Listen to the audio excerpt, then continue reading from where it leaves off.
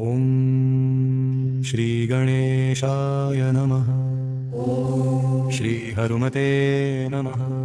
ॐ पञ्चमुखी हनुमते नमः।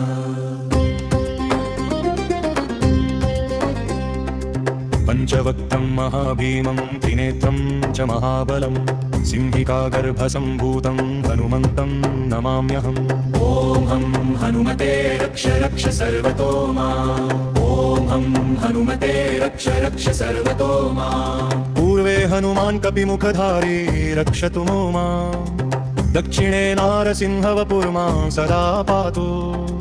पश्चिमे गरुडरूपवान् रक्षतु। उत्तरदिशि वराहरूपः सदा रक्षतु माम्। ऊर्ध्वे हयग्रीवविग्रह पातु मे शिरः। अधस्तात् ब्रह्मास्त्ररूप पातु पादयुगं सदा मम। अष्टदिशि रक्षतु पञ्चवक्त्रः स्वप्ने जागति गच्छतः पश्यतः शयानं पश्यन्तं हसन्तं चलन्तं सर्वदा रक्षतु हनुमान् महाबलः।